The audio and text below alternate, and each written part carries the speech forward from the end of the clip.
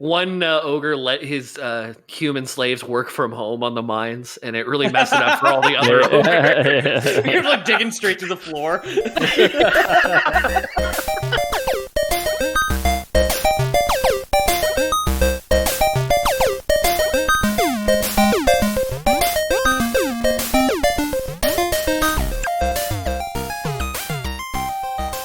Welcome back to the internet's #1 fake history podcast, The Lore Boys, where we believe fake history is the best history. I'm your host, Ethan Palmer, here to talk to you today about Dragonlance Lore and diving into the creation of the world of Krynn. With me, as always, is my two co-hosts, James and Peter. Hello. Hi, James and Peter. It's Rumble in the Grundle time, and I'm here, James, and we're going to learn about dragons, right? It's Rumble in the Grumble time, and I'm all out of Grundle. So we were talking about dirty slang that we didn't like off air. I love Grundle versus Gooch or Taint. I think Taint is gross. Gooch is a little basic. Grundle is my jam for that part of the body. Undercarriage. That's a good one, actually. My betwixt bits. Yeah. I am with you in that Grundle's my favorite. I think Taint and Gooch are both basic. I don't find either gross. I just think they're both like pretty basic. No? Grundle's fun. Grundle's fun. Text your answers now, listener. The fun in Grundle stands for fun. Ryan Seacrest just standing there with like underneath him on the screen, Grundle, Taint, Gooch. That's true. It is American Idol. Ryan Seacrest, host of American Idol, yeah. Well, he said text in your answers, so I think that's the only thing that used to, right? I used to love American Idol. Yeah, I used to watch it. Yep. There was like Kelly Clarkson song that was like #1 on pop radio for 18 weeks straight or whatever. Before he cheats? No, it's before that even. It's yeah. We just finished this is bonus content. Why are we giving non-patron listeners the behind the scenes of what a bonus episode looks like? Yeah, it's just us googling stupid bullshit. We're sorry. Oh yeah. Jamie, hit just interrupt whenever you figure out what Kelly Clarkson song you're thinking of. Oh man, it's driving me crazy. Man. Don't interrupt before then. Interrupt whenever you find it. Okay. So the request for this episode, Dragonlance Lore, not Kelly Clarkson Lore, comes from Moonring21 originally, with a lot of support from patron David, last name withheld. So shout out to you two guys for requesting it. And we have a lot of new patrons this week, primarily because it's been like 2 weeks since we last recorded. Pete, you want to pull up the list and rattle some of those off? Yeah, so big thank yous to Joey Matthews, Ty Ferguson, Blorful McChorf, which is fantastic. Thank you. Oh my God, I'm sorry in advance for this. Mattia Bedrock, but the C has a little accent on it, and we're paid in euros, so thank you very much. I guess that's Polish, maybe Hungarian or something. Ben Corbin, Christopher Robbins, out in the 100 Acre Wood, spending some of his 100 Acre bucks on our show, and who actually subbed like moments before we started recording a bonus episode, Jaden Holmes. So thank you all for your support. Even though we did take a little break in recording there, the extra bonus content is double the length this week. And you might have sang this to us while we were away. But since you've been gone, oh, of course, I can't breathe for the first time. I'm still moving on. Yeah. I think because that song was on so much, it has been played to such an extent that I never ever would have thought about it. It was like for a couple months, it was the top song. Yeah. Anyways, that's Kelly Clarkson. And thank you, Pete, for I saw the name. I'll take a run at it too. I saw the name come in, and I said to myself, I'm not going to know how to pronounce that on air. But I think it's Mattia, right? I work with people in Polish. Know. Can you just copy paste it? So that it's Mattia, Matija, and Bedrak. But the C, it's Bedrac, but the C has like a chapeau accent, but it's upside down. It's like a V on top of the C. I don't know what sound that makes. Anyway, thanks to all the patrons. So we're talking about Dragonlance today. I'm gonna go out on a crazy limb here and assume you guys, Jamie and Peter, don't know what Dragonlance is. I mean, it's a D&D setting. I've already said that this episode, so that sounds like the most basic fantasy setting. I think this is like your bread and butter sword and board. Merlin and King Arthur, and it might be a little bit like Pathfinder because you wrote Pathfinder as a mistake when you were trying to write Dragonlance earlier. No, so a character. I took out a lot of character names for this episode when we talk about the All Dragons War, but one of the elf characters is named Pathfinder. It's like Koragath Pathfinder or something like that. So he's the friendly robot, of course. I don't mention him at all, but I had Pathfinder on my mind. That's cool. Well, and coming off of our Game of Thrones where we talked about Dance of Dragons a little bit, now we're going to talk about another Dragon War in the D&D universe. So like I would say this is not the most basic like King Arthur-esque setting, but it's also not, it's far from the least most basic King Arthur-esque setting. The big, like, literally the genesis, and I didn't go into I did read up on the real world history of like the creation of the Dragonlance setting. So like it is a setting first introduced in 1984 for the first edition of Advanced Dungeons and Dragons. So like this is basically as old as Dungeons and Dragons itself. There's a ton of books written, like fantasy novels written in this setting essentially. And one excerpt that I got, or one quote that I got from the authors of the setting, was basically just like, what if Dungeons and Dragons, but more dragons? Okay. So I guess basic in that sense, in that they just decided to make like dragons more of a theme. And like in the one of the main sources for this episode, the Dragonlance campaign setting, not the Pathfinder campaign setting, the Dragonlance campaign setting, it straight up says, like, when you get to the section on dragons, it straight up says, like, it's very unlikely that your party would adventure for any amount of time and not encounter a dragon. Okay. So, like, the whole idea is that dragons are everywhere. The more dragons, less dungeons. Like, you enter a room, there's an opening to the back. There seems to be a small thing hanging from the ceiling that looks almost flesh-like. Oh wait, this isn't a dungeon. This is a dragon's mouth. Oh, like the uvula. Exactly. Yeah. I want to out myself here as I was googling the. I wanted to just like quickly Google it, and instead of writing Dragonlance into Wikipedia, I wrote Kelly Clarkson. I was like, oh fuck this up already. We're all off the rails, huh? That's the thing with an hour-long bonus content where we're drinking. You end up with a sloppier episode. Sometimes people like it. They like it sprinkled in like every season. You get the clip show. You enter a room, you walk into a room. It is bereft of all decoration. It's a small, modest house in the middle of the countryside. In the center of the room, in the middle of the floor, there's a trap door. You go to it, you open it up, but it doesn't lead anywhere. There's just a mirror. Reflected in that mirror, you see a dragon clinging to the ceiling above your head. Let's roll for initiative. Oh, yeah. Hell yeah. Where's my dice? So this is an alternate campaign setting to the traditional Faerun setting, which we've talked about before on several episodes. Cool. It's got a completely unique history. It's essentially just like, another universe, another whatever. We've talked about Spelljammer before, which has its kind of like own universe, but like it does seem like the universe is like very big in these fantasy settings as well. So sometimes settings are just like different worlds. So in the Spelljammer setting, you can travel to the Greyhawk world, you can travel to the Dragonlance world, or you can travel to the Sword Coast, the Faerun traditional world, as like different places in the single universe, but also like magic works differently and stuff. So kind of who knows. Spelljammer is always the one that pops into my head when you were like, this is very standard fantasy opposed to the like maybe the non-standard fantasy, because like Spelljammers all look like squids that they fly through space, which is like some kind of like multicolored fluid or whatever, right? Spelljammer's space. It's like the you can travel like faster than light travel is enabled by if you're able to travel into the plane of fire, because stars are essentially just like gateways to the plane of fire. Cool. So you can like travel in, like you go into one star, you pop out of another star, which is like your faster than light travel to like interstellar travel. Wow. Spelljammer is very cool. Was cooler. They last year, maybe 2 years ago, they released an updated module for it, which I think watered it down. There's a bit of criticism on some published content from WotC these days that like they're kind of watering things down or making it like more saccharine or sweet and just like less threatening, which my counterpoint is always like, you're playing D&D like at your table, like make it whatever the fuck you want. Like, these are just reference books. I don't know. I saw a cool setup for a D20.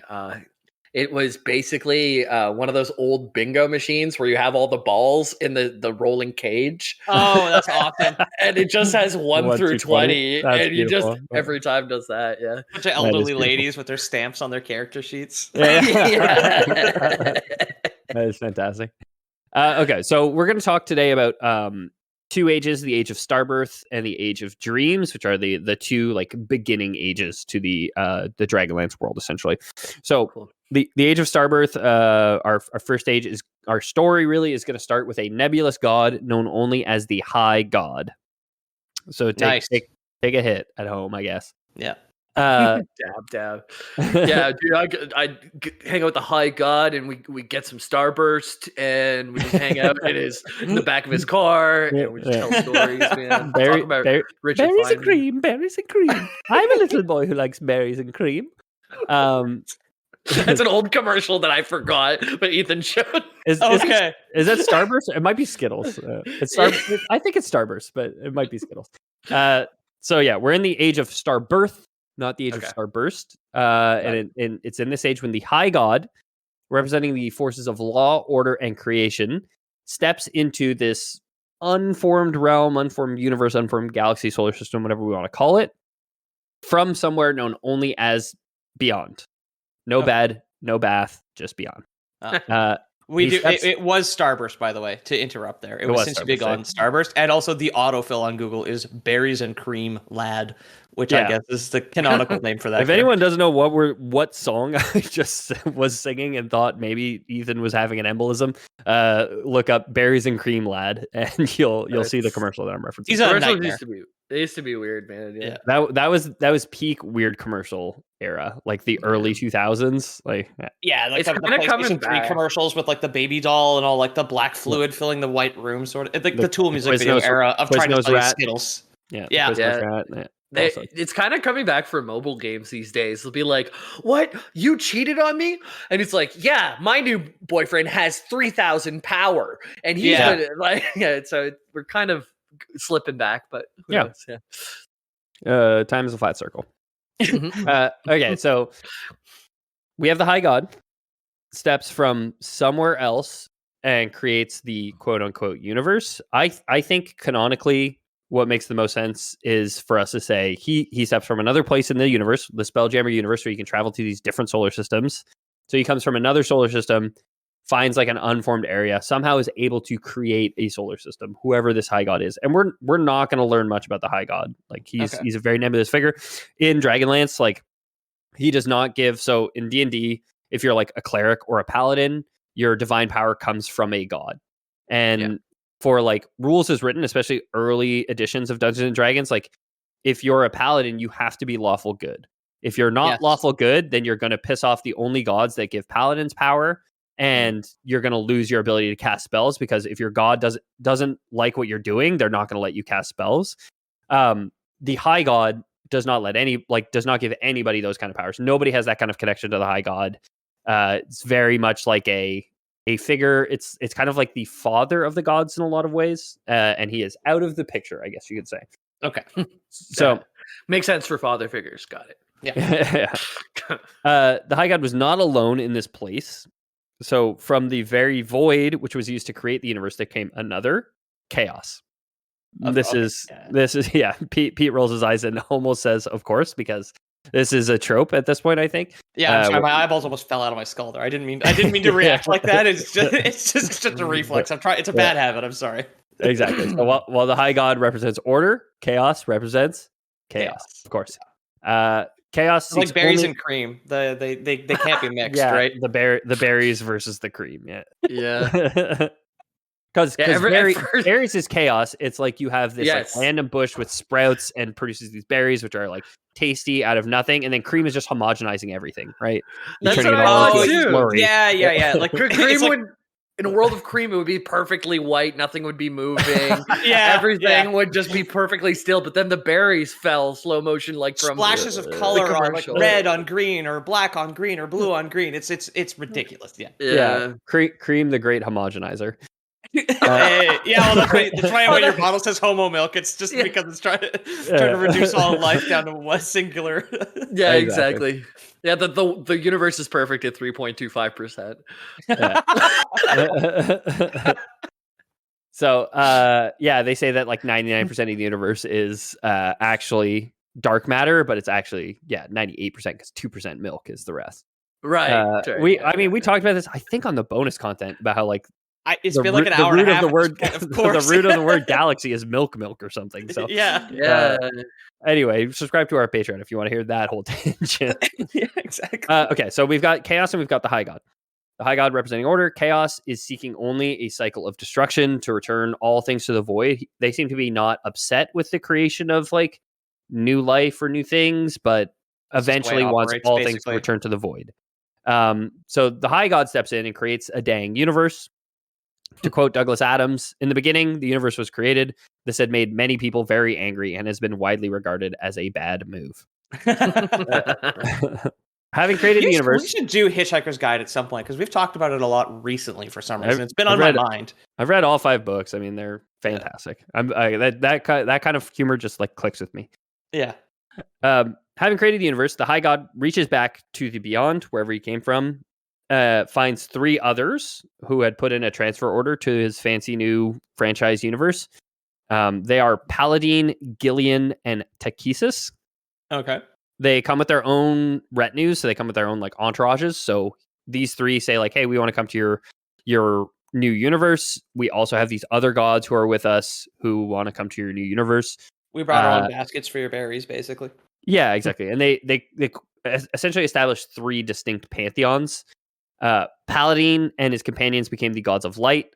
Takesis and her companions become the gods of darkness. Gillian and his companions become the gods of balance between the 2. Okay. So, in that other universe you were talking about, where you can travel through stars to like the fire world, a Spelljammer one, Spelljammer.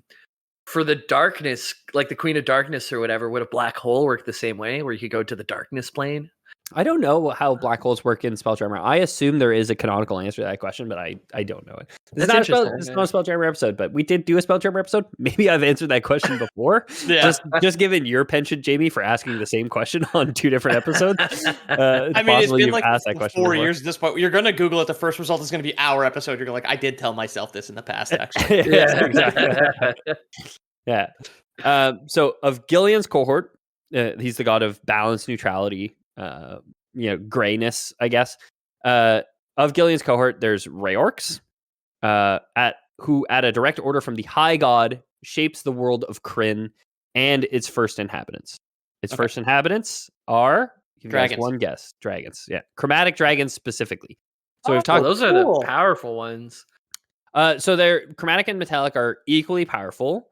Chromatic are good, metallic are bad, or the other way? Other way around, yeah. So chromatic are evil in traditional Dungeons and Dragons, and metallic dragons are good in traditional Dungeons and Dragons. When Rayork creates them, he just creates them. He's a god of neutrality, serving Gillian, the High God of neutrality.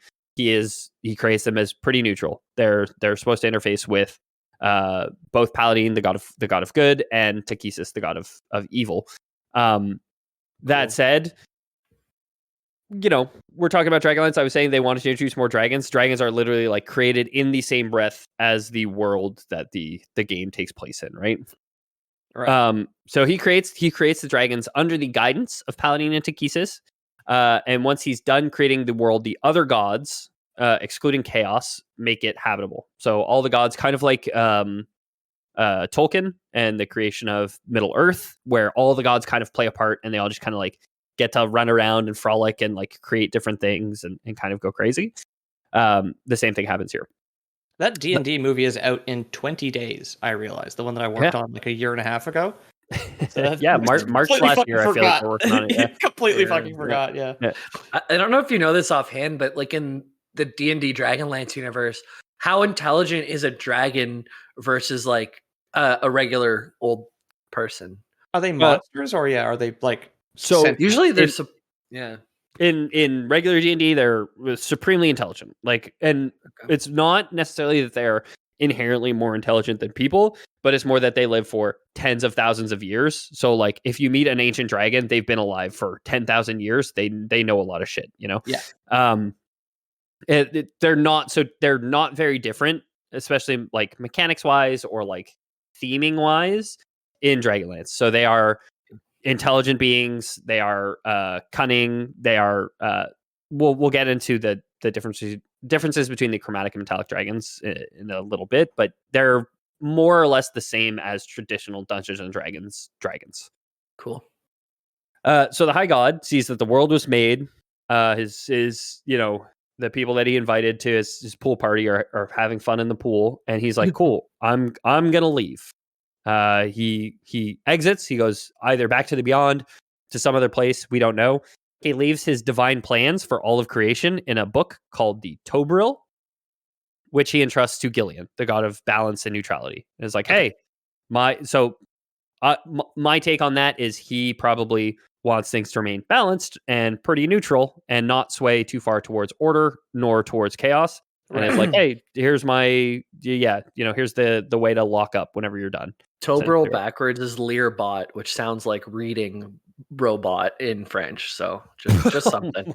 Just something. that might be something. I'm not sure it is, but it might be. You got me there, dude. It does. Okay, so shortly after the creation of Kryn, Kryn is the name of the world. Ever since high school, trying to translate things backwards, sometimes it words feel like they should be backwards. Yeah, I have always taken Tobril. So the world in Dungeon in Faerun Forgotten Realms canon is called Aber Toril, and Tobril reminds me of Aber Toril. Okay. Like there's a lot of similar sounds in there. So that's always where I figured they got the inspiration for it.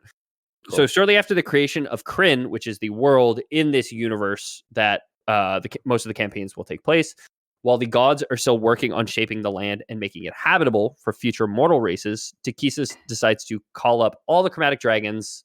She bends them to her will, making them loyal to her and inherently evil. So that's canonically making chromatic dragons evil, is that Takhisis, while all the gods are creating the world, she gets in touch with all the dragons at the time and is like, hey, wouldn't it be cool to only ever think about yourself and not think about other people first? And they're all like, yeah, I guess. Totally. So, okay. She's a lobbyist for the dragons, basically. Yeah, exactly.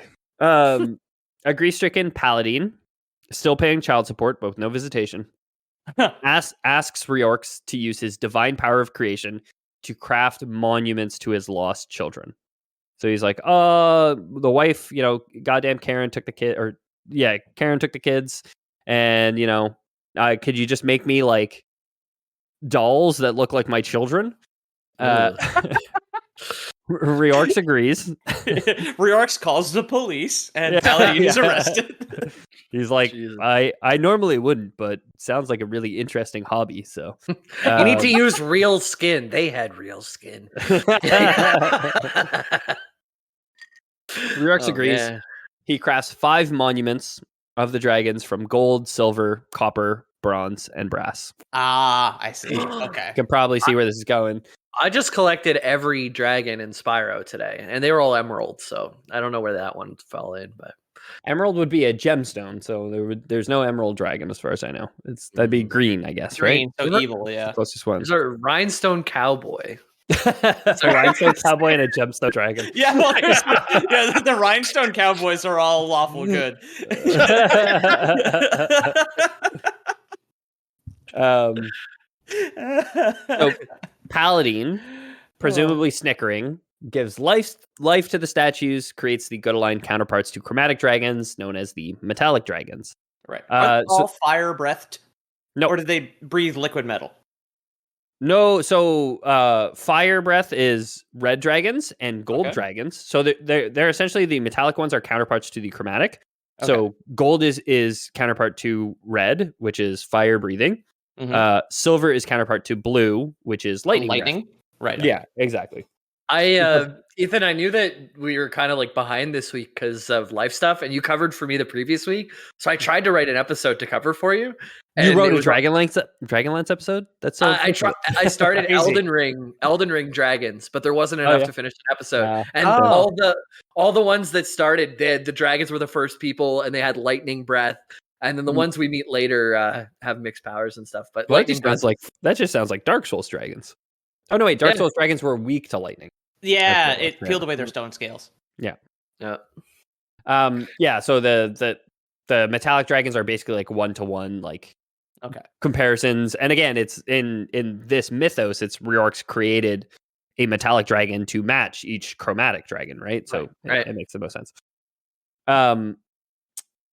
So we have metallic dragons now. This kicks off a war known as the All Dragons War. So people are like, oh, we can't have the evil dragons presumably are like, well, we can't have goody two-shoes running around here. Yeah. No Captain Crunch. Oops, all dragons. Oops, all dragons. So the All Dragons War threatens the very existence of this very nascent Kryn, this like new world that's just being formed, and like, you know, there's still gods being like, I made something called a tree. It's made out of wood and it's got leaves on the top. A green dragon just like obliterates it with acid, just like exactly. Green dragon. It's like the ship in the bottle, and they just like knock the table, like the whole thing collapses. Like, I want to say green dragons are poison breath and black dragons are acid breath, but I might not have that right. It's in the trailer in the D&D movie. The black dragon in the trailer does spit out like pitch, so it is like a dark fluid that like melts dudes. The black dragon or the green dragon? Yes, Rakor. Okay. Breath weapon, green dragon, poisonous chlorine gas.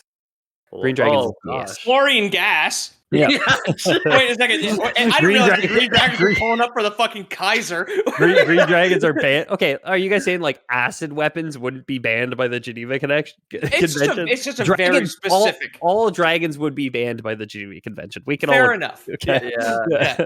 That's why we don't use them in war.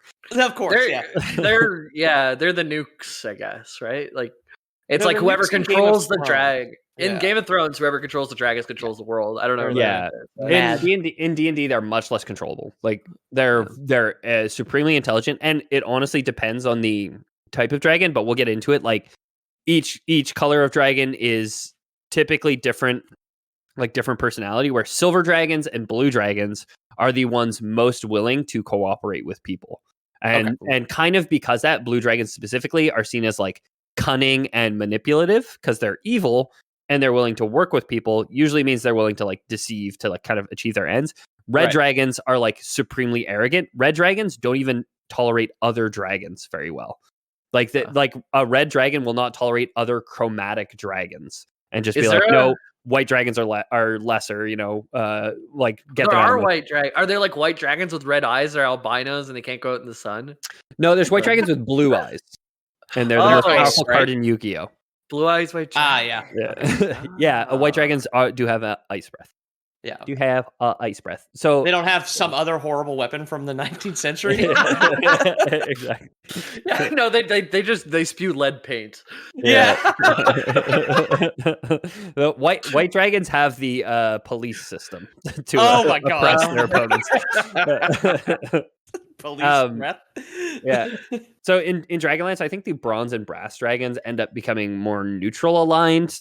We don't get to it in the first two eras, but they end up getting like locked out of creation in a way because they get tricked by being neutral by the gods of evil and all these other things. Okay.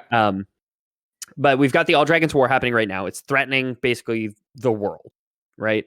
The gods realize this and they withdraw. They're like, oh, you know, we just built all these beautiful sandcastles. Now we're wrestling. Let's go wrestle. Let's go wrestle somewhere else. Let's go wrestle. Let's wait till this finishes and we can side with the winners. Okay. Yeah, exactly. Let's go wrestle in space. They do that. They withdraw from Kryn before their war can destroy everything they've created. The gods of light in space build the dome of creation. The gods of darkness create the abyss, and the gods of balance create a place called the hidden veil. These are essentially we've talked about the cosmology of Dungeons & Dragons before, how the material plane is in the center where most of your campaigns will take place in traditional D&D. Then you have like the Feywild and the Shadowfell, which are kind of echoes of the prime material plane. And you have like where the gods live. You have the 9 hells. You have, the abyss where demons live, all that stuff. Did we do a Shadowfell episode? Is that the one with the spooky man who gives you directions? Yeah. Okay. When you arrive in the Shadowfell, there's basically a crucified man who is willing to give you directions to different places. Okay. So in the Dragonlance cosmology, you have the prime material plane, which is Krynn. Then you have the Dome of Creation, which is heaven. You have the abyss, which is hell. You have the Hidden Veil, which is kind of this neutral god place. Okay. So this is the first of the outer planes. The inner planes are like the elemental planes. So you have the plane of fire. The plane. It's where we established the Geneva Conventions to ban green dragon chlorine breath. Yeah, ban green dragons. Yeah. Yeah. Is there a chromatic dragon that like breathes piss onto a rag so you can like clean your eyes out? The Canadian dragon. The red and white dragon. So while the gods are waging their war for an indeterminate amount of time, hanging out in the outer planes, still away from the world, the gods discover that stars aren't just fireflies stuck in the night sky, but something more. So they're, again, like how the planes versus the, is it just like, are they just in space, is really blurred normally, and it's more blurred in these ones, but they basically are in the outer planes, and they realize that stars aren't, balls of fire which are burning, tens of thousands of millions of light years away. The scholar Pumbaa, I think, was on the Lex Friedman podcast and talked about that, right? Yeah, exactly. So I have a quote for you guys from the Dragonlance campaign setting book. In the silence, it's like I've had enough of these dragons on these motherfucking planes. I've had enough of these motherfucking dragons on these motherfucking planes. Yeah. Okay, is that it? That's a fantastic dumb movie, by the way. In the silence following the All Dragons War, there comes a strange crystalline song. Following the source of the beautiful music, the gods discover that the stars, sparks created by Riorx's forge when he created the world, are alive. So when Riorx creates the world, he casts sparks into the night sky, and these sparks are alive. They're spirits in some way, essentially. That does make sense. It's a very cool thing to do with like the residue from like smithing something, right? Yeah, that's very cool. Slag. Oh yeah, that's what that's called. Yeah, it's a couple slags up in the night sky. That sounds like a bad word. I don't know it is. If you're British, I think it means like a promiscuous woman. Yeah. Oh. So naturally, the gods are fighting in the outer planes over, you shouldn't have made copies of my dragons because I rightfully brainwashed them to believe in evil, right? So they're bickering about that. They realize the stars are alive. Naturally, they begin to bicker and fight over who should rule these celestial bodies, right? Like who should be in charge of the stars. So a new war begins, known as the All Saints War. So we had All Dragons War. They agreed to end that, went to space. In space, they realized there was other stuff to fight over. Create the All Saints War. Okay. In Madden 2023, the New Orleans Saints are up against dragons. Just a quarterback like cranking his arm back, like rolling it out of the pocket, and just like chlorine gas all over the field. So the All Saints War, while fought in the heavens, had far-reaching repercussions as horrible storms spun down from the skies above and landed on Krynn, wreaking horrible devastation across the world. Again, the gods bullshit, threatening the world, essentially, right? Yeah. And there's created life and now do nothing but threaten its existence. It's fucking insane. Yeah. So, and like they didn't even create, like they created life because they created dragons, but they've only created dragons pretty much. That's like the only there's no mortal races just yet. Okay. So the All Saints War gets so bad that Dad decides to stick his head back into the universe. The High God reappears for the last time in Krynn's history. This is the last time that the High God will ever appear in the universe, essentially. He tells the other gods... ruckus, apparently. Yeah, exactly. Threatening all of existence. He's like, hey! Yeah. Like, he literally, like, he bought a summer house, and then, like, he had some friends from back home who were like, oh, dude, could we spend the summer down there, dude? And he's like, honestly, like, I did buy it, but I'm not going to be there this year. Absolutely. Here's the keys. Just take care of it. Here's my tow brill. Here's the cottage instructions. The Wi-Fi I was password pictured is to in be there. more of a van because of the no bed, no bath, only beyond. But Oh yeah, that's fair. Yeah. The tow brill. Here's my blog about van life for the you got 15 hippies stuffed into a van, and they won't stop bickering over Here's my rock climbing who should chalk. control the hot plate. One guy wants to make beefaroni, but one guy wants to do dabs off of it. So anyway, we're going to start a fucking war. Yeah, exactly. The beefaroni one is the evil gods. We can all agree, right? Absolutely. Yep. So the high god reappears, tells the other gods, get your shit in order. Like, stop fucking with my van. The one true father of the gods breaks up the fighting, tells him instead of fighting over the spirits of the heavens, use these spirits to create life for your dollhouse. You know what I mean? Like you guys have this beautiful thing that you've created. Why don't you guys go ahead and make some life? So each of the pantheons imparts a gift on the stars. So the gods of light give these spirits a desire to control, to create, and for order. The gods of evil give the gift of ambition, to crave imbalance and the need to have more than your neighbor. Oof. Finally, the gods of neutrality give the gift of free will to the spirits. The spirits then descend on the world and emerge as elves, ogres, and humans. Okay. So it seems like elves are the good aligned ones who desire control, to create, and for order. Ogres are the evil aligned ones who crave ambition and have like this desire for power. And humans are just kind of like wild card bitches. And I thought the humans would have been ambitious to cause issues, because humans are often the source of like sadness and racism in fantasy, right? But I guess not in D&D. Orcs are always taking on those internships and just trying to get ahead. Yeah, exactly. Yeah. So ambitious. They'll work for free. It's crazy. Yeah. No, I mean, ogres, maybe more so than humans, are typically regarded as the evil ones. And like, so when we'll get into the layers. We'll get into the next stage, the Age of Dreams, and we'll talk a bit more about the mortal races. Okay. But it does seem like when they first start, they are more blank slates. They just kind of fall into those roles. So they do all kind of have some of these traits, just to varying degrees. And it seems like over time, those degrees like widen, where like the elves do become more orderly and kind of grow into a more controlled, naturally sort of thing. Yeah, exactly. And we'll get into like the rise and fall of like the first ogre civilization, essentially. But eventually they kind of part those ways. Humans being the neutral party, I do think makes the most sense for a fantasy setting like D&D. Because when you're playing the game, you want your players to be able to like, I can be kind of whatever, right? Like you don't want to be like, oh, humans are the evil ones, because like having free will means that like some humans are evil, right? But some humans are also super orderly. You just have like the wide variety of like, if you're playing a human, you can kind of be whatever. And D&D being so heavily like Tolkien inspired, Tolkien being like very like children friendly fantasy of like straight up black and white of just like, okay, you've got beautiful elves, very good, immortal, evil monsters made of mud. Exactly. Which are like the Uruk-hai, right? Exactly. So with no more spirits in the sky to fight over, the gods declare a truce, and each pantheon decides to create a new god to honor that truth. So from the stars, from these creations that they've made, we get the gods of magic.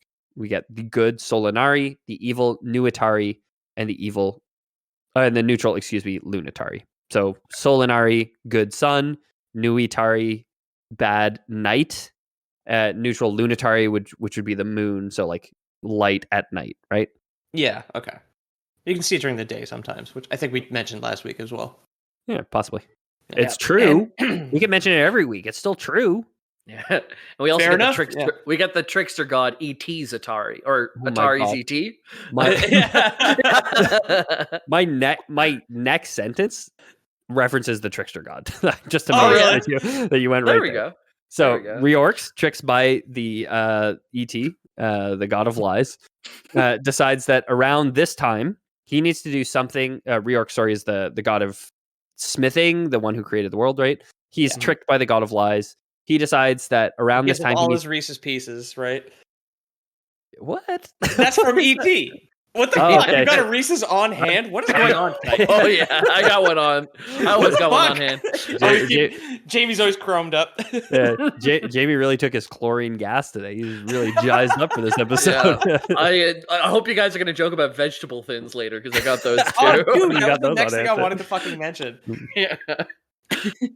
Okay, so Reorx, god of smithing, the one who created the world, is tricked by the god of lies, decides that around this time he needs to do something to make sure that neutrality is anchored in the planet to never sway too far one way or another. So he's like, I need a physical thing to anchor the very essence of neutrality to, essentially, right? So he crafts the internet. Oh yeah. Well, it feels like that's not. It feels like that sways very far the other way. But I just remember net neutrality being a really big thing, and then the guy that kept editing with bigger and bigger teeth who were trying to take it away from us. He was also drinking out of a Reese's mug in the Senate, if you remember. weird. Yeah. Weird. What is dude. going What on the tonight? hell, man? Nothing's going on. Going We're all on? drunk. That's what's going Yeah. on. So Reorx, god of smithing, creates a powerful gemstone, which he plans to contain the very essence of neutrality, known as the Gray Gem. Beautifully named, the Gray Gem. Awful. Nice. Just horrible. It to me, in my head, that sounds like just like a cloudy, like a diamond that looks like it's just filled with like melted snow water off the street, right? Like that kind of gray. Yeah, exactly.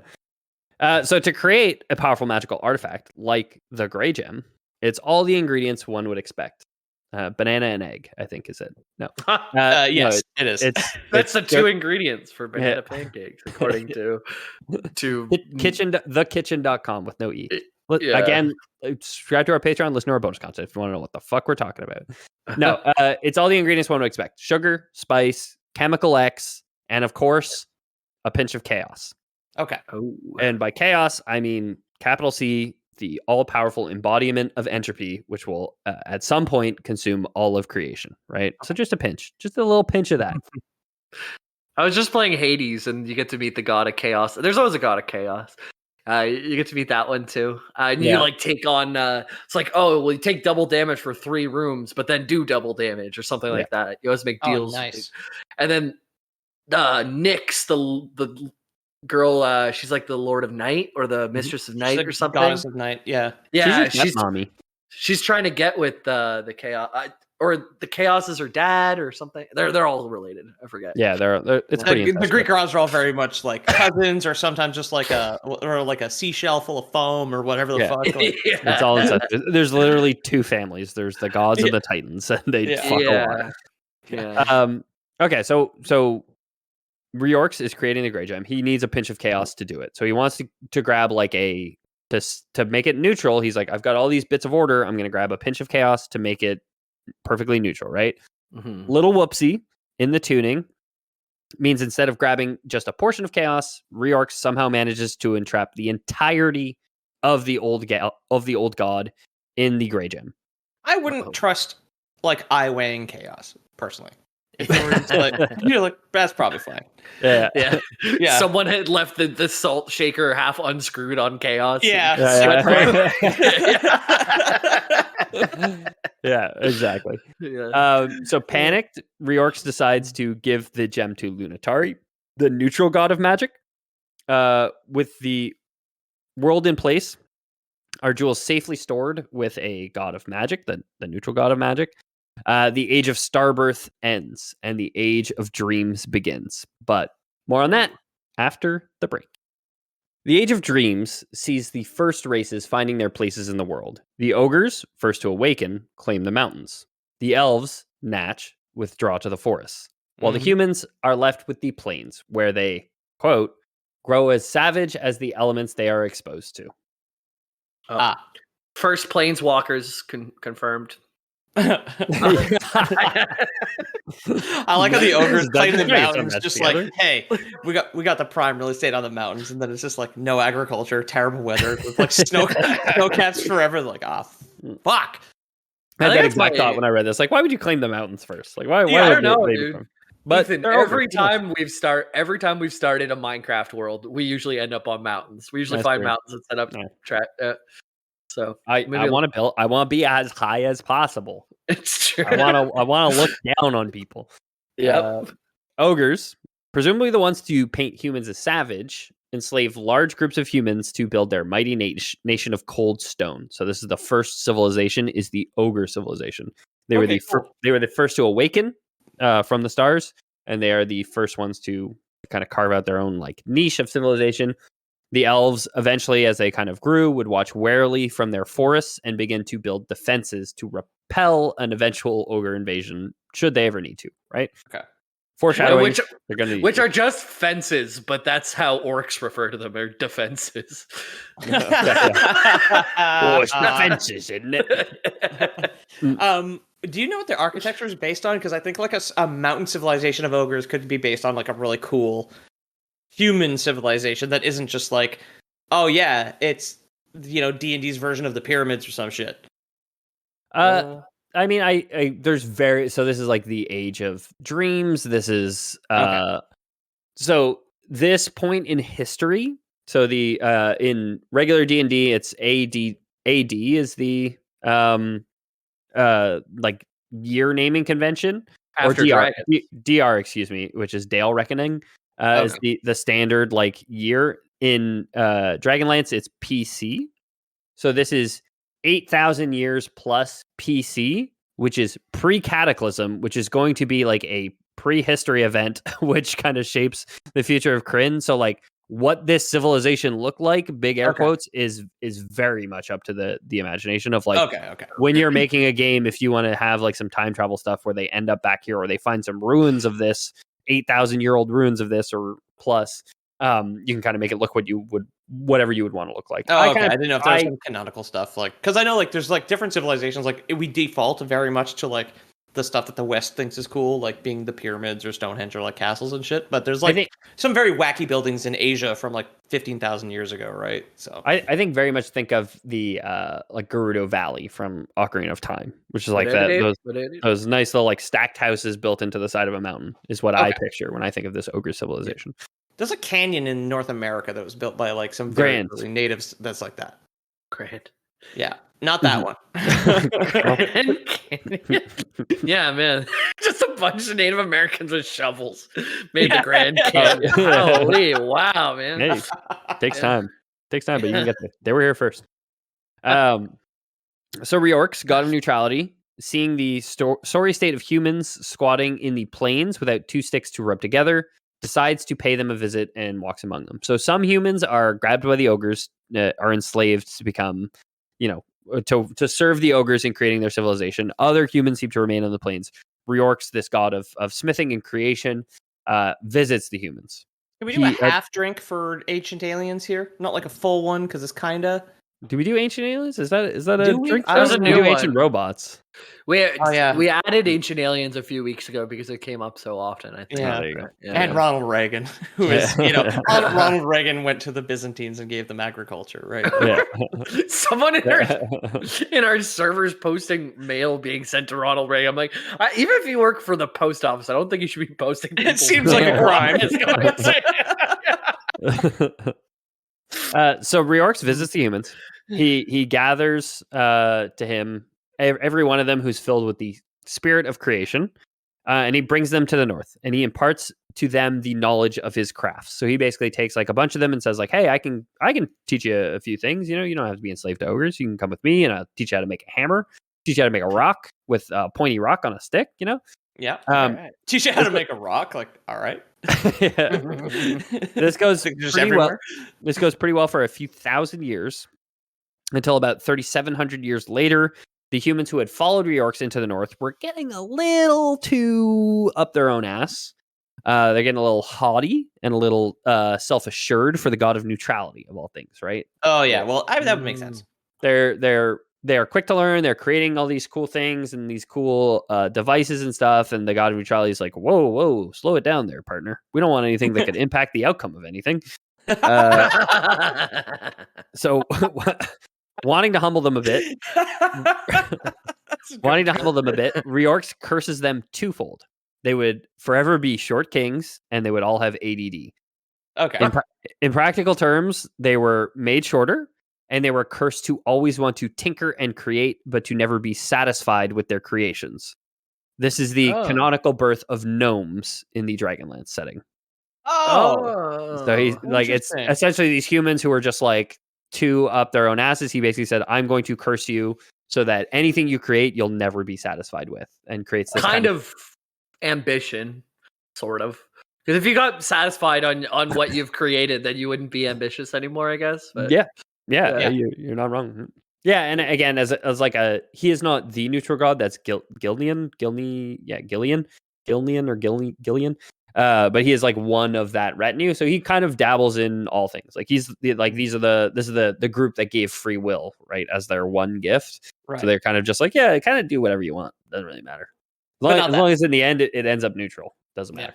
Hey, listen, I don't want anybody growing over there like 2.5 feet tall. That is too not neutral for my taste. Said Gillian, the 2.5 foot neutrality god, right? Hey, if you're gonna do something extremely charitable, make sure you do a war crime with it. Make sure you hit up a green dragon on the way out. Huh? I think honest Dawn in the server asked for gnome lore, but referring to WoW, but you got at least some of the lore. Here's a taste. Yeah, there's Dragonlance no more. So one of these gnomes, tricked by the god of lies, much like his divine father, ends up stealing the gray gem from Lunitari. So you guys will remember the gray gem was given to Lunitari, the neutral god of magic, Luni being moon, god of magic. While after he steals it from the god of magic, he ends up dropping the gem, unfortunately, which ends up spending the next while just crisscrossing Krynn. So it's like he was trying to use the rope to slide down to escape the place, but he just threw the gem off the roof. Oh yeah, exactly. Which Ethan didn't pay attention. Boy, but, I got a payday too, he said before ziplining away. So for the next like X amount of thousands of years, the gem is just kind of like on Krynn. It's falling into this warlord's hand or that, random thief's hand or whatever. Wherever it goes, incredible changes are seen. So flora, fauna, animals, and the mortal races are warped by the gray gem's chaotic energies pretty much. Oh, yeah, of course. It's we talked about this on the bonus. Again, subscribe to Patreon. It's just like causing evolution, where it's just like, oh no, all crabs sort of thing. Yeah, it's radiation, I guess you could say, where it's mutating stuff like wherever it goes, right? Cool. Or bugs, birds, and dragons can all fly. They've evolved independently. That's chaos, right? It's radiation in evolution. Yeah, it's radiation in media, which just creates fun mutations of things, doesn't just like kill you horribly, make your DNA fall apart. So your skin falls off, right? Yeah. So ogres around this period of history are canonically bad guys. TM. Indeed, there's an ogre who decides not to execute a slave who disobeyed orders one day, because in doing so, in disobeying orders, that slave saved the ogre's daughter's life. Okay. So there's an ogre who has all these human slaves. They're in a mine. Ogres on both sides, sort of argument, right? Yeah, exactly. Well, no, there's not. They're all bad ogres, is the idea. And then this is the first good ogre that we have in recorded history, where he's just like, I really wanted to execute that slave because I found something dangerous in the mine and I ordered it collapsed. But this slave decided to leave with my daughter before collapsing the mine on the other slaves. So I really wanted to execute him for that, because he did disobey orders. When I said collapse the mine, he said, I'm going to get your daughter out first, then collapse the mine. So he decides that, he, quote, delays the execution indefinitely. So he doesn't even say he doesn't even say, you're free to go. He doesn't even say I'm not going to kill you. He just was my question. It's like, did he free him afterwards? No. So he doesn't free any of his slaves. Yeah, I guess I don't smash my dishes on purpose, right? Like all the shit that I own. I guess I'm considered like a good guy. I guess in the weapon triangle, ambition does beat free will, because free will he doesn't have free will anymore. So this ogre Igraine is said to be the first ogre to learn compassion, right? He decides then to give his people more freedoms, not freedom, Peter. Don't be confused. You're right. He establishes, the 40-hour work week. He establishes some amount of paid sick leave. Oh. the government mandated bare minimum amount of paid sick leave is what he institutes. He now gives his slaves $6.25 an hour, right? Like yeah, exactly. Yeah, yeah. They're allowed to like move their face away while they're giving ogre pedicures or whatever. Now, like imagine those feet at the top of the mountain there. How dirty they would be. So and big. And, yeah. So I mean, canonically, ogres are pretty. They're beautiful. At a certain point in history, that changes. And I'll read you guys a quote in like just a little bit about that. But this ogre Igraine gives these people more freedom. He allows them, a little bit more leeway, and it turns out like, hey, that leads to more productivity, which leads to better profits in this fantasy world. Okay.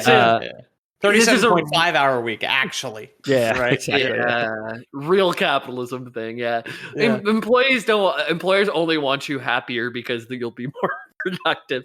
Yeah. And if it was more productive to keep you unhappy, then they would, in which they do in some cases. Yeah. So he whatever, he learns his lesson. He learns that this is actually more productive. But this causes others to take notice, and they're like, well, I have an emerald mine too, and I don't want to treat my workers like that. So 2 extra grains of rice over the course of a slave's life does amount to 100 extra grains of rice. The additional calories do get 1 full extra emerald mined out of the wall. Mined per, right? Yeah, exactly. So it's like it is worth the investment over time. Yeah, right. So this is all seen as bad optics for the other ogres who are wantonly executing slaves, and the compassionate Igraine was declared a heretic and driven out of society. He and his kin departed with the humans to distant lands, and they eventually become the Irda, a blue-skinned species of the world of Kryn. So they become like a subspecies of ogre in the future called the Irda, named after him. I like one ogre let his human slaves work from home on the mines, and it really messed it up for all the other ogres. You're like digging straight to the floor. But you open the mine shaft, and there's not even a mine shaft; it's just a mirror reflecting a dragon on the ceiling. Because no! Roll for initiative. Take your bingo thing. Yeah, exactly. Eventually, so this grind set does not work out for the ogres. I have a quote for you guys. Another one from the campaign setting. As ogres continue to embrace cruelty, they begin falling prey to their own decadence. More and more ogre children are born without the beauty or power of their ancestors, as ogres begin to outwardly reflect their inner ugliness. Human slaves rise in revolution, overthrowing the tyranny of their masters. As many ogres are slain, their cities are razed, and the ogre civilization falls. Okay. So their faces got stuck like that. Like the lesson your mom would tell you, right? Yeah. A warning to all the Gen Zers out there. Yeah. Don't make rude faces. Or be ambitious. Or ambitious. Rise up against your masters, maybe, but like just don't make rude faces. Is the lesson to take away. The humans are the one who rose up against their masters. Oh, excuse me, that's true. The ogres are the masters. So this is the fall of the ogre civilization, and kind of in that power vacuum around the same time. Who knows? We have a familiar group seeking a familiar dream. The elves are looking for a forest to live in. They leave their ancestral home, which was a forest, and end up in a new forest called the Sylvanesti Forest, where they have a fruitful 100 years doing as elves do. Eventually, though, a lot for elves in this, or is that like not really a good track record? Are they also like basically immortal in Dragonlance? I believe they are extremely long-lived in Dragonlance. Okay. I actually didn't think to look it up, but I'm gonna assume that they're like other D&D elves and that they are very, very long-lived. And this represents a generation of elves, like the one generation of elves living there fruitfully for 100 years. Okay. So they set up in this place called the Sylvanesti Forest. Eventually, their outposts in the forest begin to encroach upon the sovereign land of the dragons of Takesis. You guys will remember Takesis is big bad Dami Mami, goddess of evil. This predictably is not very kosher to the evil chromatic dragons who were kind of occupying that land that's being encroached on. And the Elven invasion kicks off what is known as the First Dragon War. Technically the Second Dragon War if you count the All Dragon War that we already talked about. But this is the First Dragon War. because it's a war between the dragons, not a war between the gods over the fate of dragons. Right. It's against the dragons, not between the dragons. The dragons are leading this one, whereas the dragons were like the foot soldiers in the last one. Oh, yeah. And now the mortal races are the foot soldiers, with the dragons leading this one. Right. It's inter-dragonal, not intra-dragonal. Exactly. Yeah. So an ancient evil red dragon named Crematia sees an opportunity while the metallic dragons are away at a funeral and strikes at the Sylvanesti elves. It's like a mob hit. That's like a Sopranos shit right there. So maybe this is a good time to talk about this, where the sources on this, like this was first introduced in 1984, the Dragonlance setting. There's been books published there's a bunch of novels published. There's campaign settings which have been published for pretty much every edition of Dungeons and Dragons. There's a lot of different sources, and they all kind of changed the story a little bit.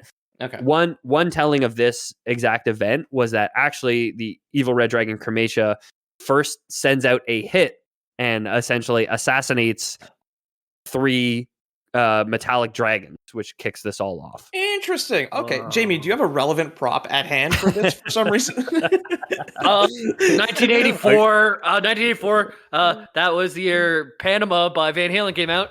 Panama. Okay. Panama. I don't know it on electric guitar. I wish I did. For listeners, know he did pull up his guitar. He did, yeah. It was wrong. So Shell also nice. Yeah. So I kind of blend some of the storylines to make the most interesting which is something we've talked about before on the show. That I tend to do that in my episodes, where if there's multiple sources, I try and pick the coolest parts of each different source. Right. Floor Boys canon, baby. You signed up for exactly. that when you downloaded the fucking episode. Exactly. So Crematia, evil red dragon, attacks the elves while the metallic dragons are away. Alongside their ogre companions, the chromatic dragons strike the elven outposts, but the elves are surprisingly difficult to beat. They stand their ground, they fight back, they take pretty devastating losses, but they are at least bloodying noses on their way out. They're not really killing dragons, but they're at least killing a fair share of ogres. How hard is it to kill a dragon in D&D? Very hard. An ancient dragon can be like a years long villain. You know what I mean? Like it could be like it takes years of playing with your friends to get to the point where you can take on an ancient dragon. Okay. Elves would make good soldiers. Other than they probably don't have kids as quick as other races, but being in complete order with each other, like that's where armies crumble first, right? Is like as soon as like the middle of your army loses their guts, then it gets like plowed in and you can get like scissored open and all that. Yeah. I mean, I feel like we've talked about this before on the podcast, but in most like historical battles, it's usually like 10% of one side's forces sustain losses, and like the rest of the army just like crumbles and like surrenders, and it's like, well, that's too much, because it is a lot of people, right? But like you never see battles where it's like to the last man. That's very, very, very rare in a historical context. Yeah. If you had the order to just like stand there and die, then hell yeah. You'd be a great soldier. Yeah. You gotta love all your brothers next to you, like the bridge burners, and exactly go very far. So eventually the metallic dragons return from the west from their funeral and see the horror of the elves being slaughtered. The metallic dragons are led by one named Forest Unlocked. Someone's broken in. The metallic dragons are led by one named Orican, a gold dragon. He leads a counterattack against the chromatics, but the evil dragons are anticipating it, ambush them, leading to 3 of the 5 metallic dragons to be killed. So this is in that alternate telling. Instead of 3 of the 5 being killed here, it was Crematia sent out a hit and killed 3 of those 5, which kicked off the war between the elves and the ogres separately. Not for nothing, Orcan and another metallic dragon, his brother Darlintan, managed to take a few chromatics down, but they realized early on that they are outclassed by their chromatic counterparts. Uh-oh. It turns out the chromatic dragons have a little something called magic on their side. So in D&D, dragons can cast, most of them are very proficient spellcasters, and they'll have like a prepared spell list whenever you're, as a DM, you're running a dragon. Usually they'll know spells to cast. It seems at this point, other than their elemental breath and whatnot. yeah, elemental breath. Their elemental breath is usually like a Innate. feature of their biology, I guess. Whereas Okay. they're intelligent creatures who can learn spells. So spells is usually like memorization of specific phrases, components, and gestures. So, Mage Hand. Mage Hand is a spell. I'll give you that. So when you casting lightning right now. yeah, he's doing the shocker gesture for everyone at home. When you're playing D&D and you are playing a spellcaster, any spell you cast will usually have components to it, which is V, S, and M, which is verbal, somatic, and material. Meaning, if you want to cast the spell Jump, your character has a grasshopper's leg, which he pulls out of his component pouch and uses to cast the spell Jump. Essentially, Van Halen, 1984. 1984. Look at this guy, man. He's right on it. Jump right there. Might as well jump. It's a good album with the baby on the front, with the cigarettes. Yeah, exactly. Then there's a verbal, which is you say the Avada-Kedavra. Or the Digimon, like breath. Yeah, exactly. Yeah, you say your verbal component, and then somatic is like you have to physically make gestures in the air of like you have to like draw patterns in the air or something like that, right? The material is like you got to have your book with you. Material is like the grasshopper, like the jump.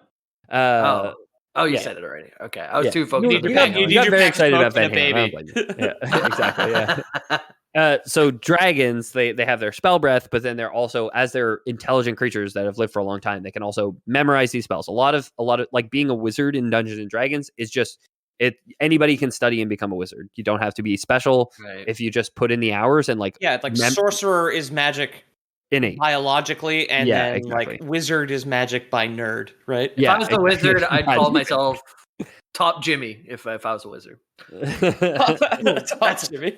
That's another one off the album. Let's see if I can get them all. Yeah.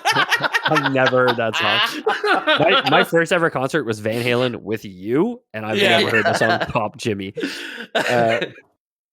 It's number 3 on the disc. Number 3 on the call sheet. Right after Jump. No, Jim is Jimmy. Jimp. So the Jimp. Put on your Jimp suit, Jimp. Okay. The guy in full leather suit just rolls out of the closet. It's a soft G Jimp, not a hard G Gimp. That's so funny. We've had this discussion before on air. I know we have. I've asked you guys this question, but I thought about it again today. That in my mind, hard G and soft G are switched. Because I remember asking the question. I remember Jamie saying, "G is hard G." Yeah, and that's what I think. It's backwards for me. But everybody agrees with you guys. You guys are right, but that's in my mind it's backwards. Just sounds harder. I don't know why. And the upside down accent we had on our Patreon that's a V rather than a chapeau, a hat. Mm-hmm. I'm starting to think that's a hard because it's like a staccato. It's like a staccato in music. I interpret it as hard like and short because it's clearly a European name, and like in Greek and what I assume is Eastern Europe, it's like a sort of sound. Let's not look it up though. I'm not going to Google it. Let's never learn to say this. This I will Google Kelly Clarkson at any time, but I will not. I'm not going to learn this person's name. Okay. Kelly Clarkson. Chelly Clarkson. Yes. Okay, so chromatic dragons have magic. All to say, chromatic dragons have magic. Exactly. Metallic dragons don't. So Orokin and Darlington, the metallic dragons, they're forced to flee in the face of magic. They leave. Are they both gold? No. Orokin is gold. Darlington is silver. Okay. And that's presumably the copper, brass, and bronze dragons who are killed. Right. They have to flee so urgently that they have to leave the bodies of their fallen brethren behind. Like they can't even like leave with those bodies, right? That's the origin of first and second place being gold and silver as they raced away to escape. Oh yeah, yeah, exactly. They couldn't even recycle them. They couldn't get their 20 cents at the grocery store for their dragon. Oh, you won bronze at the Olympics. You might as well be dead, dude. So the chromatic dragons don't pursue. Chromatia wanted to focus on destroying the elves and reclaiming that territory. Orokin and Darlington both agree that the only way they can win this war truly is to get their own magic. So they draw straws. Darlington elects to stay behind, protect the elves in their ruthless war. So they lay ambushes, they build strongholds throughout the woods. While the chromatic dragons and their ogre servants were strong, the resilience of the elves in Darlington eventually ground the war to a stalemate, more or less. Okay. So they drive back into the forest, but like this is home turf advantage, and they're kind of able to hold off the chromatic dragons and their ogre servants. Yeah, it's like guerrilla warfare when you're on home turf, right? You know the land. It's the invasion of Vietnam. In my head for the names, where like Orokin, like OR is French for gold. And then it's what's AU. Darlington supposed to be? But AR Argent is French for exactly. And Orokin is AUR even. So AU is the AUR. Okay. Right? Yeah.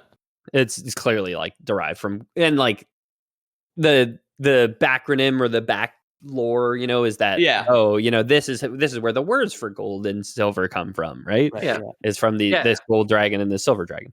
Because 8,000 years before the cataclysm, they still had Latin. Yeah, of course. Exactly. Well, that 8,000 years, that's old Italian. So Orokin leaves his brother behind to defend the homestead. He parts with 3 elven sages in search of magic. The sages help Orokin to open a gate to the realms of the gods, where eventually the quartet met up with, wouldn't you know, Solinari, Lunatari, and Nuitari.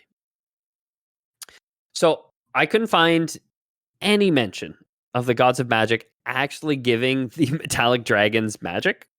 I'm gonna say Lore Boys canon they did, and that metallic dragons are probably spellcasters, and this is probably where it started. But at no point does it says they gave them magic. Instead, but they still live for centuries. They can memorize it anyway, right? Like a wizard? Yeah, I mean, yes and no. Like, okay. So the god, like in D&D too, and like listen to our very first D&D episode where we talk about like Karsus, excuse me, and there was like the god of magic, Mistral, who ends up like being unraveled by Karsus and then reforming as the goddess Mistra after the fact, and like the rules of magic change throughout time. So it's like in current modern day in our fantasy setting, that's how magic works. That's not necessarily how magic always worked. Okay. So the gift of magic being imparted by these gods was probably like a deliberate thing at some point in history. And like they can't just like go to school right now to learn magic. It has to be imparted to them somehow. Yeah. Okay. I would not that dragons are going to some fucking academy during their genocidal war. But like, exactly. But yeah. So the gods teach Orokin not how to cast spells. Instead, they teach but how to read and a stack of magic books. And the books are called Dragonstones. So they teach them how to create these things called Dragonstones, which apparently can be used to capture the essences of dragons. So they give them magic Pokeballs. Essentially, they're like, okay, we don't got spells for you. We're not the move tutor. This is the Pokemart. Here are your Pokeballs, sir. Okay. Oh, it's not. They're not capturing the spells. They're capturing the dragons themselves. Yeah, exactly. Like, and we'll get into how specifically they work. But gemstones in hand, the 3 brothers, the sages, and Orokin return to the forest and begin to shift the war in their favor. Chromatic dragons, it turns out, tend to fight by grouping with like colors. So we kind of talked about it before, how red dragons don't like almost any other dragons. Anything. Yeah. Red dragons don't even like other red dragons. Like they're supremely arrogant, and they believe that they are top of the food chain. Like that specific dragon is the top of the food chain. They're kind of arrogance personified. Oh, in Divine Original Sin or whatever, Divinity Original Sin 2. Yeah. There's that dragon, and I hate it. The Red Prince is the dragon. He was so fucking arrogant, and I was like, I don't want him on my team. And he's a red dragon. Yeah, exactly. This makes sense. Okay. So that's not the case for all chromatic dragons, but all chromatic dragons tend to group by color. So green dragons actually don't really like the white, the black, the blue, or the red. Like they just want to fight. They're okay with other green dragons, but they just want to stick with green dragons. All the other ones keep criticizing our fucking war crimes during the trench war. Yeah, exactly. I mean, the same goes with black dragons, white dragons, blue dragons. Like they all just want to like group together. Red dragons uniquely are like, they will group with other red dragons, but they specifically don't even like that. They're like the most extreme of these examples. Yeah, don't worry, guys. We got one of every dragon to help us write this script, so everyone is represented and everything is fine. Yeah. This like quirk of chromatic dragons gives the side of the metallic dragons a unique advantage of only needing to set up a single dragonstone trap at a time, right? So they basically like set up the green dragonstone. The green dragons show up and they trigger the trap and they capture all the green dragons in the stone. Whoa. In the Pokeball. And now there's no blue dragon flying around to go and tell the black dragons like, oh, by the way, they got Pokeballs now. So Darlington, it's magic rocks, kind of. Actually, I'm gonna kind of magic rocks. Yeah, Darlington, now pretty battle hardened, lays 3 very successful traps. He leads the white, black, and green clans into them and captures the chromatic dragons into their respective white, black, and green dragon stones. So those clans are off the table. They're not in the war anymore. As far as I can tell, and this is prehistory. It's prehistory of a fantasy world, so it's hard to find examples of like, did any white dragons like escape this trap? I couldn't find mention of it. I think Loreboy's Canon will say like, all of them were trapped unless at the table you're like, I want to have a super ancient white dragon who happened to be the one white dragon who didn't get caught in the trap. Right? You know what I mean? Yeah. So now, fellas, you've successfully sprung a trap on a village of extremely powerful evil chromatic dragon. Okay. You've got a stone containing the souls of each of those dragons trapped inside. Presumably, if they ever got out, they'd be pretty miffed and liable to bite and or scratch you. What would you two, Jamie and Peter, do with this stone? I would launch it into the sun, or one of them probably. Except for story purposes, I would probably, I don't know, entrust it to the same guy that had dropped the Chaos Stone before, right? I'd give it to the elves. I'd give it to the elves because the elves seem like the ones who could fuck up the humans the most. The elves have right now. The elves are the ones working with the metallic dragons. So they're the ones that kind of have it right now. It's the metallic dragons are working with the elves in this. It's the war is metallic dragons plus elves versus ogres and chromatic dragons. I put it in a tree. Okay. So at the top every Christmas.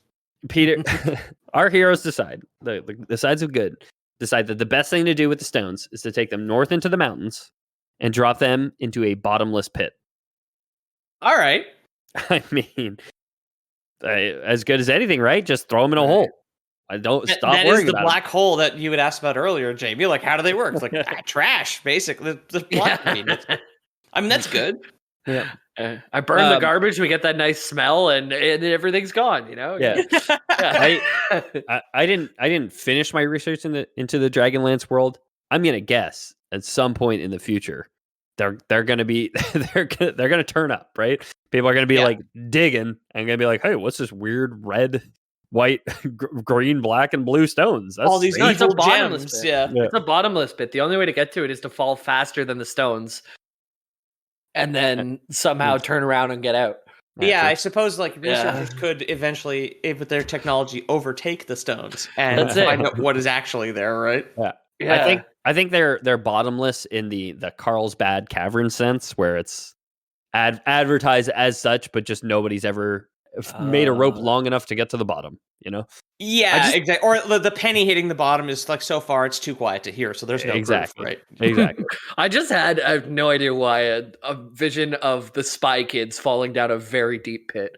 I don't know why if they found a bottomless pit. Did that happen in one of the movies? Yeah. Awesome. Now, remember the bad guys that were like fingers or thumbs or something? The thumb guys. Yeah. There were like 5 thumbs. It was like 5 thumbs. Like he had thumb arms, thumb feet, and exactly. Yeah. It was like Glover. Exactly. Yeah. If Glover was Exodia, I'm like, just Jamie's got a new pair of glasses, and he actually like pushed up the bridge of his glasses when he says, "Well, they were like Glover." It's like a new power unlocked to the other side of the screen. I got it, my man. Very intimidating.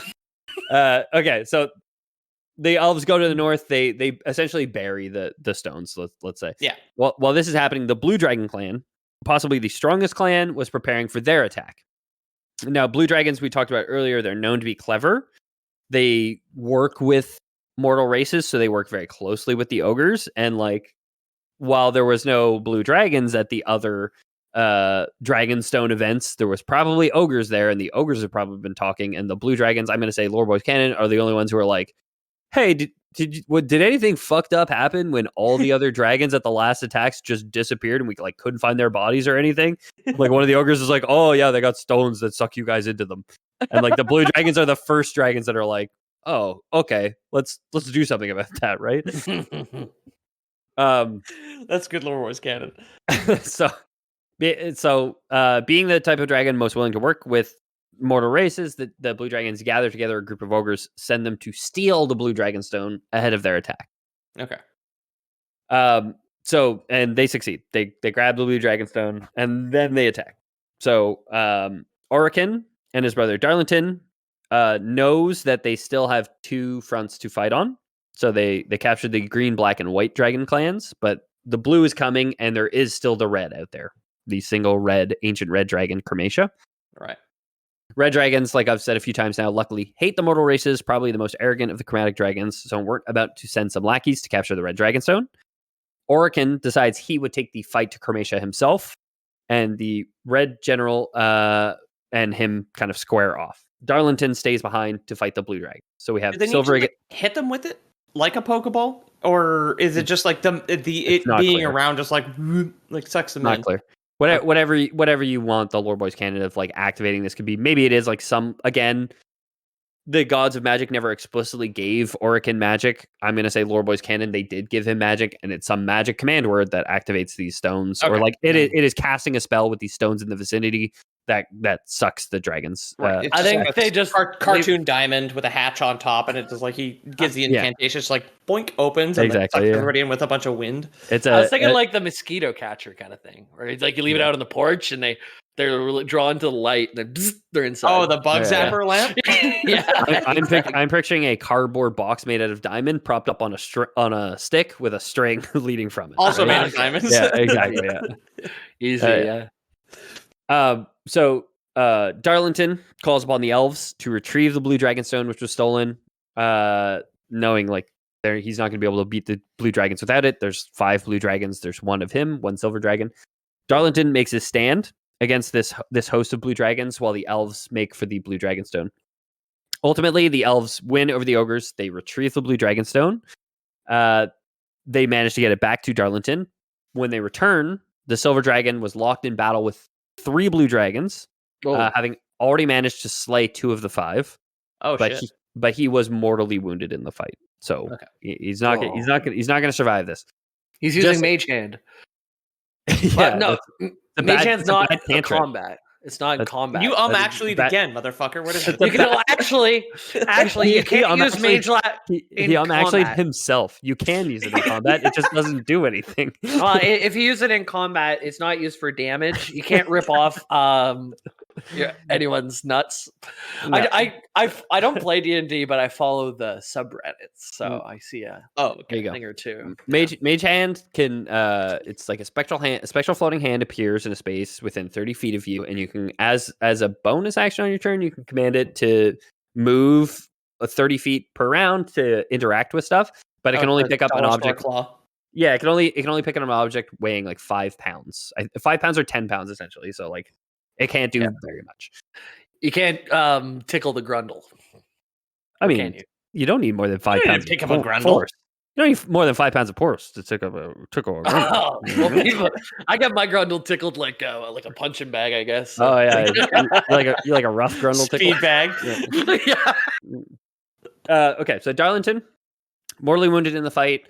Just as the elves return with the blue dragonstone, the 3 remaining blue dragons are descending upon him. The elves manage to activate the dragonstone, capture the spirits of the blue dragons. Even if Darlington on the outside like a safe, like I got it. Exactly. That's sick though. Like a wounded silver dragon on the ground, and then there's 3 dragons plummeting full speed towards the earth and just vanish the instant before it touches that guy. The corpses of 2 blue dragons on the ground next to him, and he's just like lying there dying, resigned to his fate when the elves show up and like activate this thing and suck the other ones out of the sky. So with the blue dragons gone, the ogres are we'll say a quick cleanup because it doesn't matter. The elves win, I guess, right? The blue dragonstone is buried with the others in the mountains, while Orican squares up against Crematia. Crematia would be beaten by Orican, but would not be captured by the dragonstone. Instead, she manages to retreat. She flees to Takesis' side, who puts her into a deep sleep until she's needed again in the future to, quote, destroy all the elves. Okay. The other gods... The way the elves beat all the orcs were arrows to the grundle, of course. There's just orcs everywhere with one single arrow out of their grundle. It's Achilles' grundle. It's where his mother held him when she dipped him in the river. That's literally... Okay, I actually saw a Texas speech, like, D's nuts joke, which was, like, essentially that, whereas, like, oh, Achilles' mother dipped him into the river, and then his brother by the balls, and like that's where like D's nuts comes from. Like, I saw such an elaborate joke like that. Oh my god! Long walk. Yeah. So all the gods, learning that the gods of magic had created the Dragonstones, interfered in this mortal war, had like given these tools to them, are pretty upset because this has not gone well for them in the past, interfering with mortal affairs. They punished the trio by banishing the gods of magic into the sky of Kryn. So Solitari, Nuitari, and Lunitari are the names of the moons. There's 3 moons on the plane, and that's the name of the moons floating around. Again, mixing of the different sources, like some of them, when the Grey Gem was stolen from Lunitari, it was actually like the moons were already created in their name. So like the gnome actually went to the moon to steal the gem and then dropped it like from the moon down onto the earth. Yeah, but that's Dragonlance Part 1. That's nice. Most cool. Of the Age of Dreams, all of the Age of Starbirth. We'll maybe revisit this world to discuss dwarves, the second Dragon War, maybe more Dragon Wars, secret plans of the gods of magic turned moons, because apparently they weren't even mad about being turned into moons, and they knew it was going to happen, and they were kind of expecting it. That's all part of their plan. Who knows, huh? Every time we talk about this, I want to play more. Like especially when you give the scenarios where you look down, it's a mirror, it's a dragon above you, roll initiative. Like, and I know we kind of maybe for when we get together for Bobby's birthday, we can finish up that Dead Space thing we were doing because that'd be fun. Yeah, we were playing Starfinder, and there was a court ship. Yeah, we left off at the court ship. Mm-hmm. Yeah. Cool. I've been your host, Ethan Palmer. Thanks so much for listening, everybody. If you like the show, consider leaving us a review. Consider telling your friends. It really helps. And yeah, we've done such a tremendous amount of growing. Thanks so much to all the Discord server boosters. We have a Discord URL now. I'll throw it to Jamie because he likes to talk about Discord. But what's going on? Yeah. Jamie? So we're not sure how long this will work because it's only as long as our wonderful subs like you keep it up. But discord.gg/loreboys. It just will bring you to us now. We got our own Earl. It's thanks to people like Skull, Lucy, Bjorn, I Am Dwarf, Magnus the Pig, Saucy, to name a few. Avocado Man. I think Jodo might be one too. Honest Dawn is one. There's too many to name at this point. Forshi. But anyways, we've gotten the final tier of Discord, which is supposed to be better audio quality. We've got more emojis than we know what to do with. We have are just like our double chins at this point. Yeah, we got an animated banner that we have to use and stuff. Anyways, get into the Discord. It's hotter than it's ever been. Hanging out in there. I posted my brag screenshot of beating Spyro 100% in under 6 hours today. So lots of fun stuff going on in there. And a selfie of him in his... He posted a screenshot of 100%. But I did 100% under 6, 120, and 606. There we go. And he also posted a selfie of him in the glasses. If you're wondering what an actually looks like, you can see the face that we it's in the Prime. Here. That was only in Prime. Is that Prime only? Dang. Maybe you guys will, once I get a nice photo of myself, I'll post it baby. for the masses. That would transition well into the Prime shill, but we're gonna jump to Instagram and what's going on in Peter's world first because he's had an exciting day, and I feel at Lore Boys Podcast on Instagram. Obviously, I've been talking about it for a very long time because it's a staggering amount of work to do by yourself. But I've been working on a comic. I spent the entire day with my publisher today and a wonderful cameraman named Tim. Whose last name I did not get, but he just rocked up with 2 incredible cameras. We shot a bunch of promo stuff. So I think the idea right now, at least the discussion we had, is that we're going to have a promo video out in like mid-April about the comic that I've been working on with like a lot more stuff because I've done a lot of work recently, right? Like, and I know there's not a lot out there to like show people, but like the problem is, of course, we have to sell the fucking thing, so I can't just like give away screenshots willy-nilly. And then sometimes I fall off my game, especially recently with work being a little wonky. But Lore Boys podcast, you do get your title cards, usually in big bursts, like 4 or 5 weeks in a row, and then I miss a couple, and they all come late. But whatever. I mean, life do be crazy like that sometimes. But yeah, check out at Lore Boys podcast on Instagram. Send us DMs. I know some people interact with us solely via Instagram, so if you want to say hi, feel free. Yeah. If you want to request merch, which is linked below, check Instagram. If you wanted a sticker, shirt, whatever, let us know. I've got the Photoshop files. I can put them up. Our current provider is it's like a 5-minute process. It's fantastic.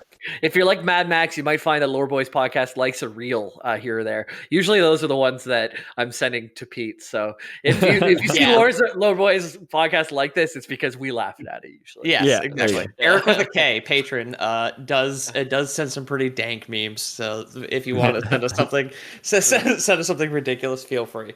Yeah. Sometimes you'll only get a like, sometimes you get a message. It depends on whether or not I'm driving, right? Of course. Yeah. So check out Squared Idea. They got some cool stuff. Primarily, Black Frontier. Mostly mine. Yeah. Black Frontier. Sorry, I forgot the name. I kept wanting to say Pistol Shrimp. I was like, I know that was the working title and is not the actual title. At the bar the other day, I called it Pistol Shrimp, and I was like, fuck, I got it wrong. Yeah. It's okay. Yeah. I got it right. I know it's okay. Check out Squared Idea if you're into that stuff, and more on that to come soon. I assure you guys.